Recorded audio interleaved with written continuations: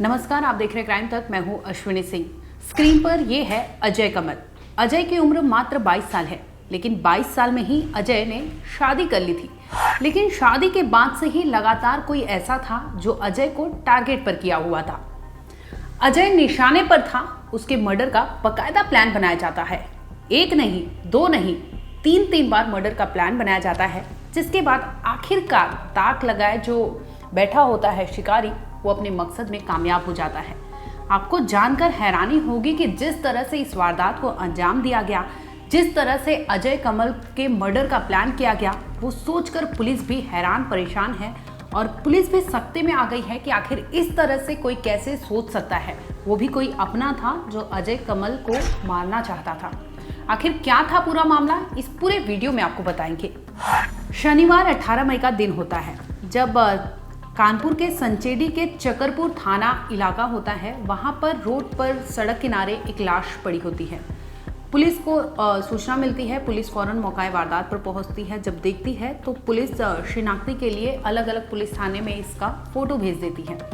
इसमें सामने आता है कि एक दिन पहले ही उसकी गुमशुदगी की रिपोर्ट दर्ज कराई गई थी। दरअसल ये इसकी पहचान जो होती है वो अजय के नाम पर होती है। 17 मई यानी शुक्रवार की सुबह वो निकलता है अपने काम यानी फैक्ट्री पर जाने के लिए, जिसके बाद वो लौट रहा था। लौटने के बाद वो घर नहीं पहुंचता, जिसके बाद उसके परिवार वाले पुलिस थाने पहुंच जाते हैं कि उनका बेटा घर नहीं लौटा है। आपको बता दें कि अजय शादीशुदा था। उसकी पत्नी आकृति उसके घर में ही रहा करती थी। लेकिन इसी बीच 18 मई को पुलिस को लाश बरामद होती है, जिसके बाद पुलिस तहकीकात में जुट जाती है। और जब पूछताछ करती है तो ऐसे मामले का खुलासा होता है जिसे सुनकर पुलिस भी दंग रह जाती है कि आज के समय में भी लोग इस तरह की वारदात को अंजाम देते हैं। दिनांक 18 मई को सुबह के समय थाना सजेंडी पे सूचना प्राप्त हुई कि एक अज्ञात व्यक्ति का शव टोयोटा शोरूम के पास सर्विस लेन के पास कच्चे में है। इस सूचना पर पुलिस के द्वारा मौके पहुंचा गया। उस अज्ञात व्यक्ति की जो शिनाख्त हुई वो अजय कमल के नाम से हुई, जो 22 वर्षीय युवक था और एक पोल्ट्री फैक्ट्री में मजदूर के रूप में काम करता था और मूल रूप से भिसार गांव का थाना सजेंडी क्षेत्र अंतर्गत का ही रहने वाला था। इस सूचना पर पुलिस के द्वारा नियमानुसार पोस्टमार्टम परीक्षण हेतु बॉडी को भेजा गया, जहां पर मृत्यु का कारण गला घोंटकर हत्या करना पाया गया।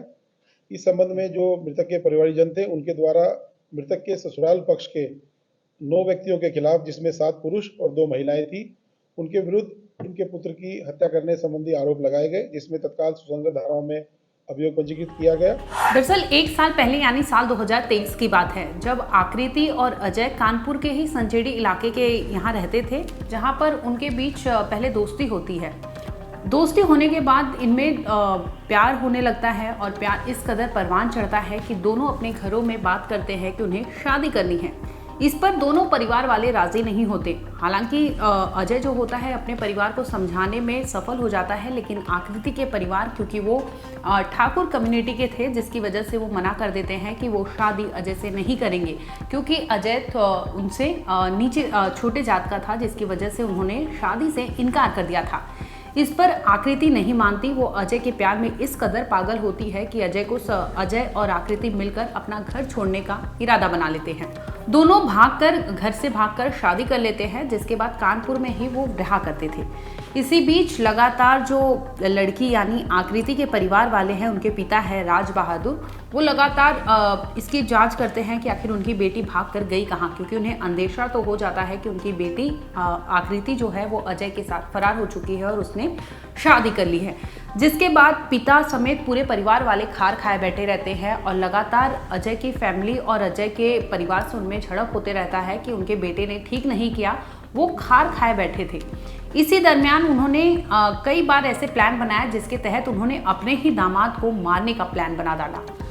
आपको जानकर हैरानी होगी कि जिस बेटी का सिंदूर था अजय, उसी को मारने के लिए उसी का पिता यानी राज बहादुर प्लान बनाता है। राज बहादुर के साथ उसका बेटा यानी जो शरद होता है वो भी शामिल हो जाता है और वो भी ये कहता है कि इज्जत के खातिर वो अपनी बहन के सिंदूर को मिटा देगा। इसी के तहत इन्होंने पहले तो ये योजना बनाया कि झाड़ फूक तंत्र मंत्र जो जादू टोना होता है उसके तहत वो अजय कमल को मर्डर कर दे, लेकिन उसमें सफल नहीं हो पाते। ये तमाम चीज़ें करते हैं जिसमें इन्हें असफलता मिलती है, जिसके बाद इन्होंने प्लान ए कैंसिल किया। अब ये आते हैं प्लान बी के तहत। अब प्लान बी में इन्हें लगता है कि वो अजय का एक्सीडेंट करा दे तो भी वो रास्ते से साफ हो जाएगा, जिसकी वजह से वो आकृति को वापस अपने घर ला सकते हैं। ये भी योजना बनाते हैं, लेकिन इस मकसद में भी वो फेल हो जाते हैं। इसके बाद इन्हें आकृति और अजय का कोई पता नहीं मिल रहा था, जिसकी वजह से वो धीरे धीरे इस केस को भूल रहे थे। लेकिन तभी इन्हें सूचना मिलती है कि अजय के जो पड़ोसी में एक महिला रहती है, उसके यहाँ ये पहुँच जाते हैं राजकमल एंड उनके जो बेटे शरद होते हैं, जिसके बाद इन्हें पता चलता है कि उनकी बेटी और दामाद इसी एरिया में रहते हैं। अब इन्होंने बकायदा लंबी प्लानिंग रची। प्लानिंग के तहत इन्होंने ऐसा किया कि अब प्लानिंग के तहत अजय को मौत के घाट उतारना है, क्योंकि इन्होंने प्लान ए प्लान बी दोनों बनाया था, जिसमें वो असफल हो जाते हैं। अब इन्हें तीसरा रिस्क था, जिसमें ये पूरा मकसद करना चाहते थे और सफल भी हो जाते हैं। आपको बता दें कि राज बहादुर जो है वो योजना बनाता है। योजना के तहत वो एक महावीर नाम के शख्स को इन्वॉल्व करता है। अब बात होती है कि लड़की यानी आकृति के परिवार वाले, जिसमें से उनका पिता, आकृति के पिता, उनका भाई, उनकी माँ समेत कई परिवार वाले शामिल होते हैं। इसके साथ महावीर को भेजा जाता है, जहाँ पर आकृति और अजय रहा करते थे। अब महावीर को धीरे धीरे भेजा जाता है इसलिए कि ताकि वो आकृति के पति यानी अजय से दोस्ती कर ले, और होता भी वही है। कुछ समय पहले ही महावीर उसके कांटेक्ट में आता है, दोनों में दोस्ती होती है, और दोस्ती के बाद ये लोग खाना पीना हो, चाहे वो बाहर जाना हो, ये सारी चीज़ें करते थे। अब अजय को लगता था कि महावीर उसका अच्छा दोस्त है, जिसके बाद वो अजय और महावीर काफ़ी समय बाहर बिताते थे, और चाहे वो पीने के लिए जाते हो, चाहे किसी और मकसद से, वो साथ काफ़ी टाइम तक रहा करते थे। इसी दरमियान 17 मई की बात है।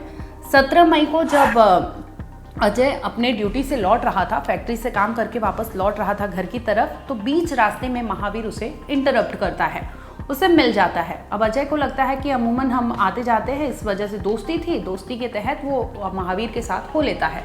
अब महावीर कहता है कि चलो हम कुछ खाना पीना खाते हैं, जिसके बाद तुम घर चले जाना, मैं अपने घर चले जाऊंगा, और राज़ी हो जाता है। उसके साथ वो जाता है, खाना पीना खाता है, और भरसक उसे दारू पिलाने के लिए महावीर उसे ज़बरदस्ती करता है, जिसके बाद अजय ने भी खूब दारू पिया था, यानी वो नशे में एकदम टल्ली था। जिसके बाद वो लोग वहाँ से लौटते हैं घर के लिए। बता दें कि महावीर ने ये सारी प्लानिंग के तहत चीज़ें की थी, क्योंकि उसने पहले से ये चीज़ें पता थी कि अगर ये नशे में टल्ली होगा तो इसके साथ कुछ करने में आसानी होगी। अब वो बीच रास्ते में लाकर उसे छोड़ देता है। अजय को कहता है कि मैं अपने घर जा रहा हूँ। अब वो अजय को वहाँ छोड़ता है, जिसके बाद वो फ़ौरन फ़ोन घुमाता है आकृति के घर वालों को, यानी मायके वालों को। उसमें भाई शरद को फ़ोन करके कहता है कि मैंने अजय को यहाँ पर छोड़ा है। अब अजय तो वहाँ रास्ते पर जा रहा था अपने घर की ओर, तभी शरद यानी आकृति का भाई वहाँ से गाड़ी लेकर पहुँचता है जहाँ पर अजय रुका होता है। जबरदस्ती उस गाड़ी में राज बहादुर यानी लड़की आकृति के पिता और भाई शरद जबरदस्ती अपने दामाद को खींचते हैं, गाड़ी में बिठाते हैं, और उसके साथ वो लोग जोर जबरदस्ती करने लगते हैं। रात भर उस सड़क किनारे वो लाश यानी अजय की लाश पड़ी होती है। घर वाले वहाँ बेचैन होते हैं कि उनका बेटा रात भर से घर नहीं आया, लेकिन अगली सुबह उन्हें ये नहीं पता होता कि उनके बेटे की अब लाश उनके घर पहुँचने वाली है, उनका बेटा जिंदा वापस नहीं लौट पाएगा। इस मामले पे पुलिस ने क्या कहा, पहले आपको विस्तार से सुनवाते हैं कि पुलिस ने इस पूरे केस को लेकर कैसे प्लानिंग रची गई और कैसे इस वारदात को अंजाम दिया गया। पहले वो सुन लीजिए आप। सभी सार्थक प्रयास प्रारंभ किए गए और इस घटना के अनावरण में टीमों के द्वारा अथक परिश्रम किया गया और इस घटना का सफल अनावरण पुलिस के द्वारा किया गया है। इस घटना का जो एक घटनाक्रम है वो इस प्रकार से है कि मृतक जो है वो लगभग 1 साल पहले अपने सामने रहने वाली आकृति देवी, जो वर्तमान में उसकी पत्नी है, उसके साथ उसने प्रेम विवाह किया था, जिस बात को लेकर आकृति के परिवारजन खुश नहीं थे और उनके द्वारा आकृति और मृतक के बीच में संबंध विच्छेद करने के काफ़ी प्रयास किए गए। उनके द्वारा ये भी प्रयास किया गया कि पूजा पाठ करने से आकृति के मन के विचार बदल जाए, किंतु वो हुआ नहीं। उसके बाद उन्होंने ये भी प्लान किया कि किसी तरह जो उनका दामाद था अजय कमल, उसका एक्सीडेंट करा दिया जाए। वो भी उस करने में सफल नहीं हुए, क्योंकि उनको उसके आने जाने के बारे में सटीक सूचना नहीं पता थी। तो इसके बाद उन्होंने एक प्लान बनाया कि एक व्यक्ति को अजय कमल के साथ दोस्ती करने भेजते हैं, जो कि अजय के बारे में उन्हें पूरी सूचना देगा, और उसके बाद वो लोग अजय को के खिलाफ मतलब अजय को नुकसान पहुंचाएंगे और उसको रास्ते से हटा देंगे। इस क्रम में उनके द्वारा एक महावीर उर्फ बजरंगी नाम के एक व्यक्ति को उनके द्वारा हायर किया गया और जिसको अजय के कमरे के पास एक कमरा किराए पे दिलाया गया। इस काम के लिए महावीर से उनका जो 50,000 रुपये देने का बात तय हुई थी।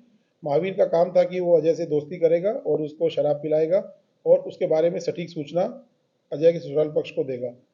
जब इस संबंध में 2-3 बार वो लोगों ने एक साथ बैठ के शराब पी और अजय का उस पर विश्वास हो गया तो अजय उसके साथ बेहिचक हर जगह जाने लगा।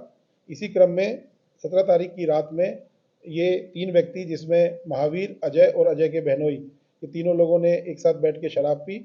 शराब पीने के बाद जो अजय के बहनोई थे वो अपने घर चले गए और महावीर और अजय दोनों रह गए। तो महावीर ने जो अजय के जो साला था उसको सूचना दी फ़ोन से और वो लोग एक गाड़ी लेके आए और उन्होंने अजय को उस गाड़ी में डाल दिया और गाड़ी के अंदर ही अजय का गमछे से गला घोट के हत्या कर दी और बाद में शव को एक सड़क के किनारे छोड़ के भाग गए।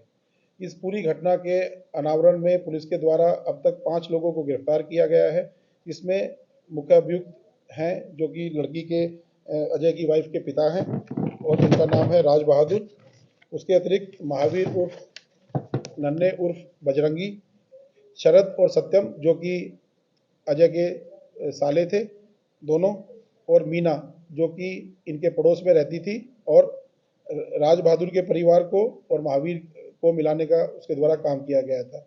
इसमें 2 वांछित अभी शेष है, जिसमें एक अजय की सास और एक वो व्यक्ति जो कि उस वक्त घटना के वक्त गाड़ी चला रहा था। इन दोनों के लिए हमारी टीमें लगातार प्रयास कर रही है।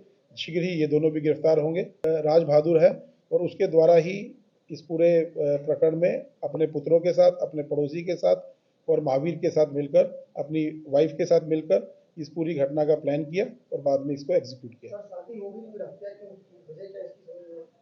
जो ये शादी हुई थी ये प्रेम विवाह हुआ था। दोनों मृतक और उसकी वाइफ अलग अलग बिरादरी से बिलोंग करते थे और इस बात को लेकर उनके जो लड़की के परिवार के लोग थे वो खुश नहीं थे और लगभग शादी के 1 साल बीतने के बाद भी वो इस चीज़ को एक्सेप्ट करने की स्थिति में नहीं आए थे।